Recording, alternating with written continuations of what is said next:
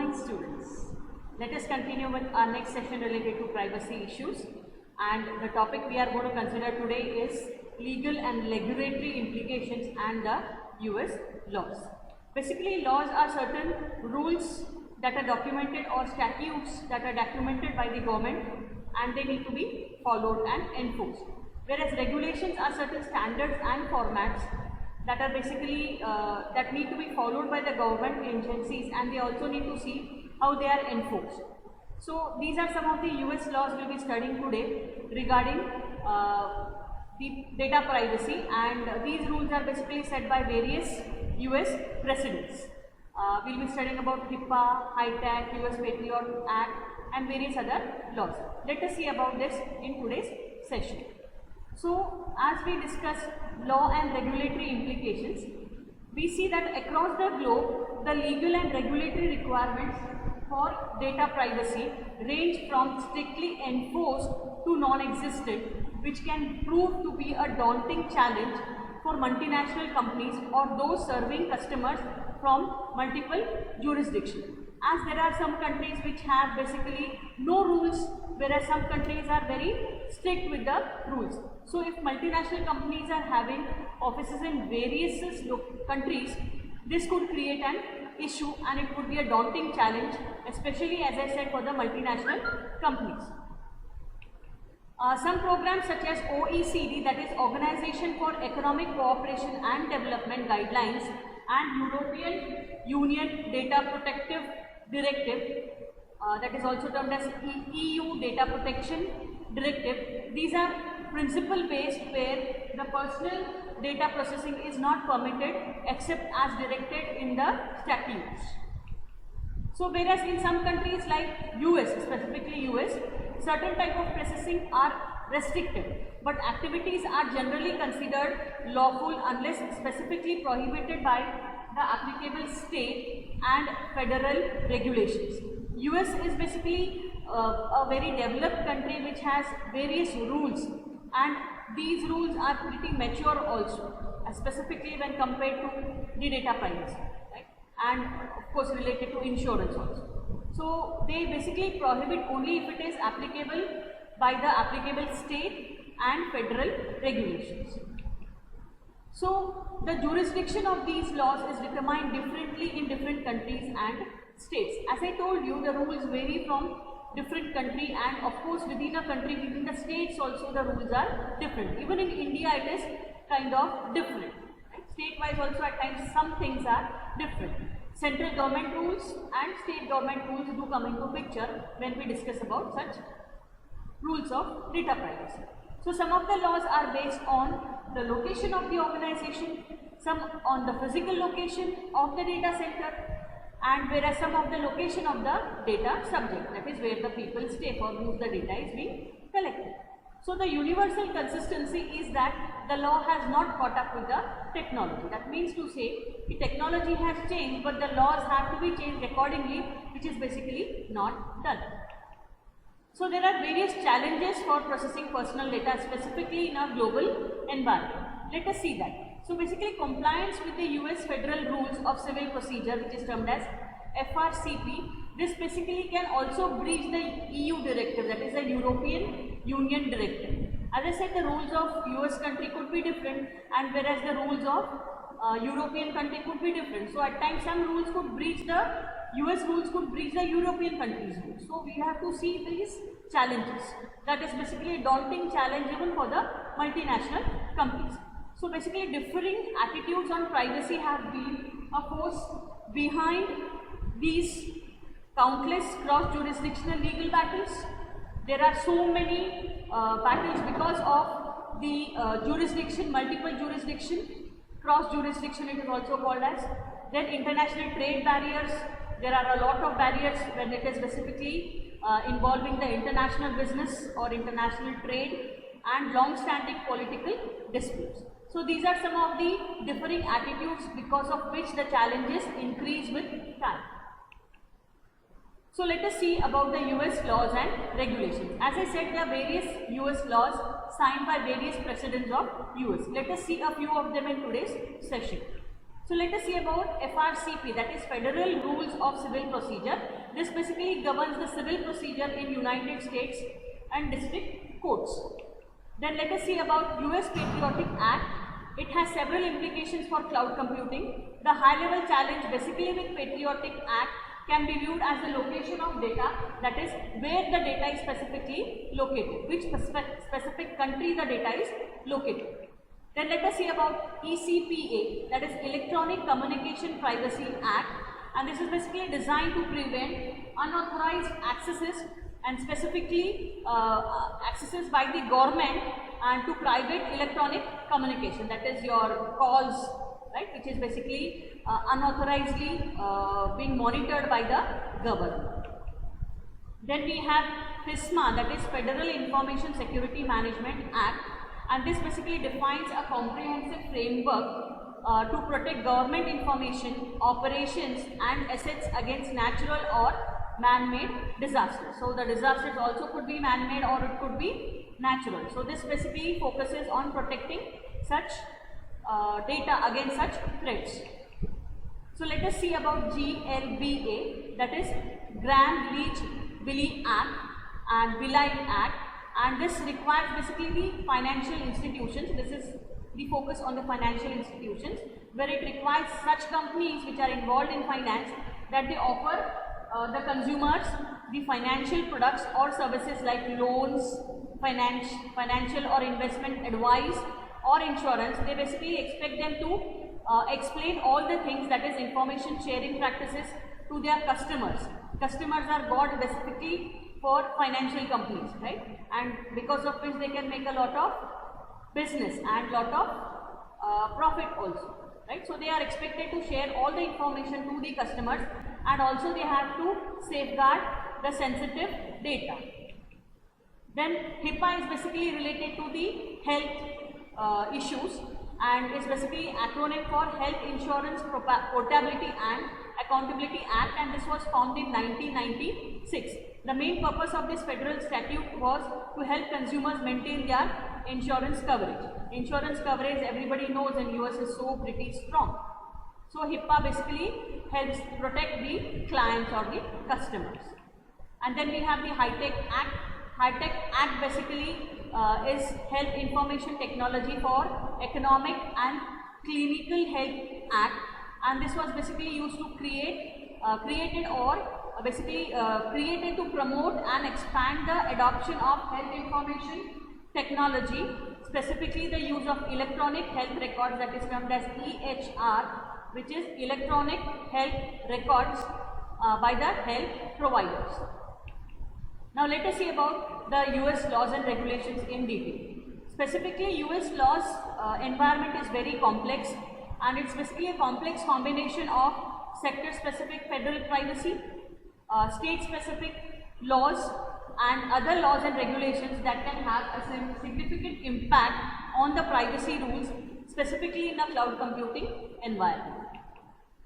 So FRCP basically, Rule 26 of FRCP requires that the parties involved in a civil lawsuit is basically where it's a legal law which is sent to the court in terms of US, have a duty to disclose to the other party. Normally when it is a legal issue, two parties are involved.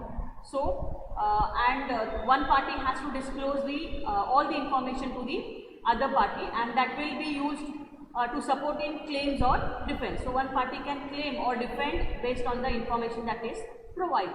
So this includes the ESI, that is electronically stored information, which basically creates a challenge in a cloud computing environment.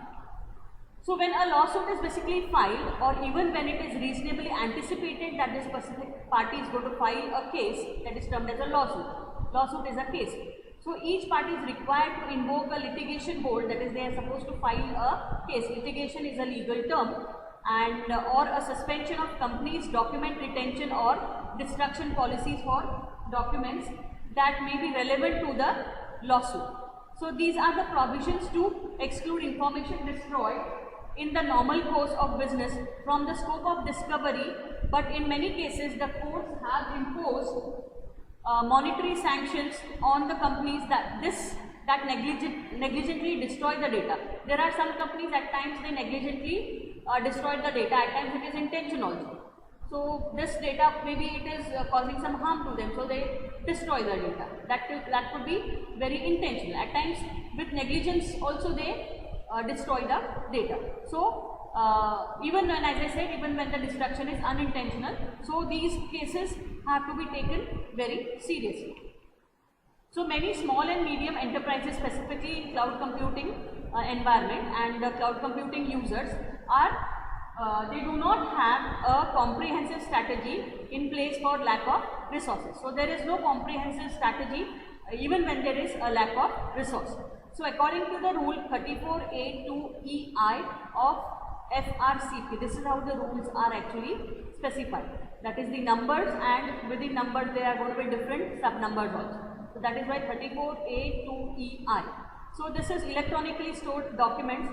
This must be produced in the form in which they are kept in the normal course of business. So as per this, the documents should be shown or presented as the way they are stored in the form. That is the normal course of business. So cloud computing environments often do not have the capability to support old requirements in the way that both segregates the information subject to hold and does not share information. So at times they segregate the information and segregate basically the information subject, and that is basically used to hold, and it does not share the information that is related to other individuals.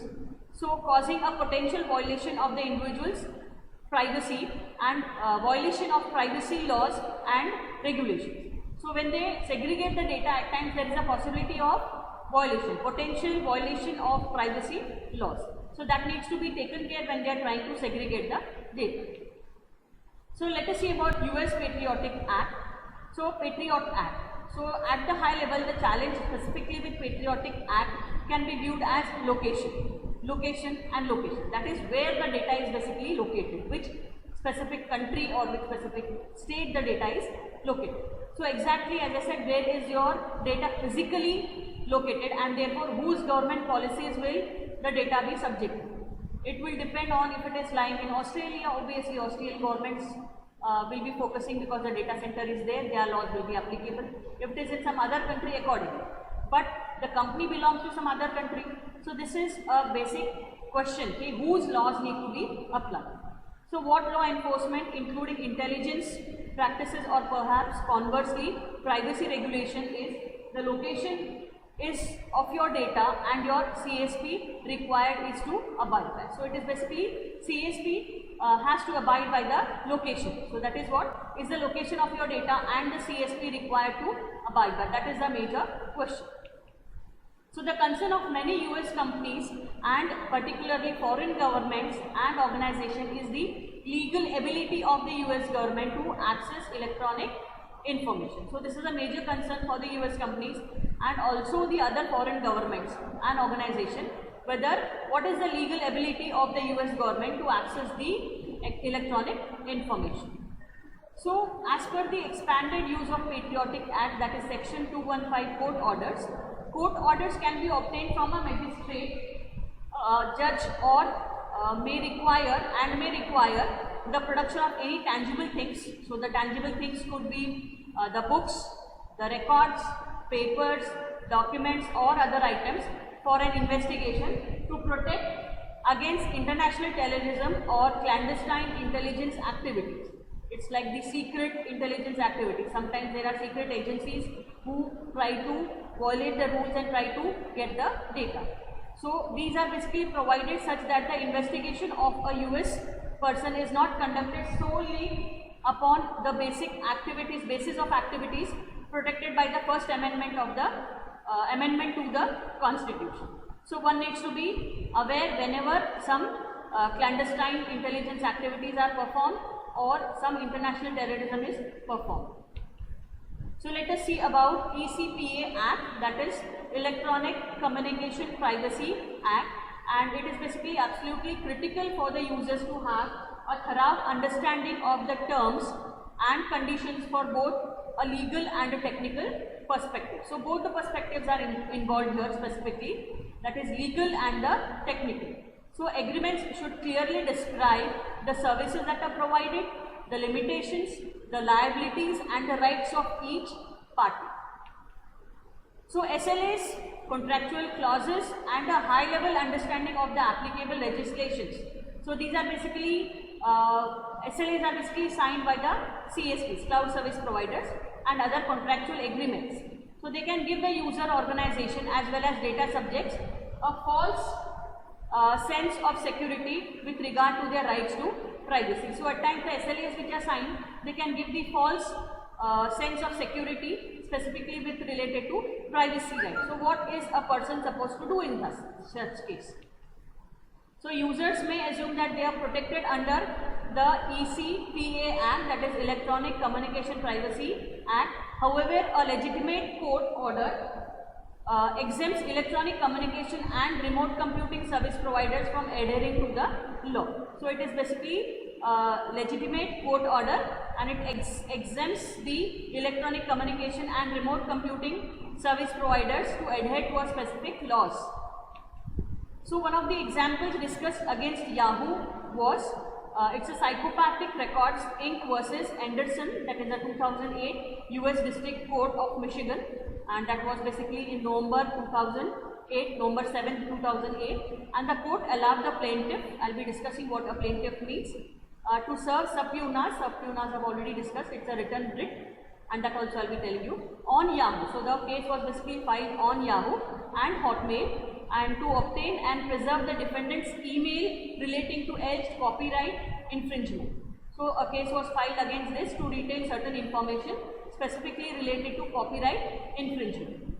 So plaintiff, as I said, I'll be discussing. So plaintiff is a party who initiates a lawsuit. He or she is the one who is trying to file a case, right, before a court. So by doing so, the plaintiff can seek a legal remedy. So they want to file a case in the court of law, so they want some justice, right? So it's basically a legal remedy, and if this is successful, the court will issue a judgment. So once a case is filed, if the party wins, and that is termed as the successful, right? So the judgment is in the favor of the plaintiff and make appropriate court order. So whatever it is expected by the other party, by the court of law, needs to be fulfilled. Then you have something called a subpoena. As I said, it's a writ ordering a person to attend a court. It is a written document or an order issued by the, notice issued by the court. So these are some of the assignments for today. You can just have a look at it. US laws we have discussed today, so it is all related to US laws. We'll be discussing some more in the forthcoming sessions. If you have any questions, you can contact me at the specified email ID. We are done for today. Thank you.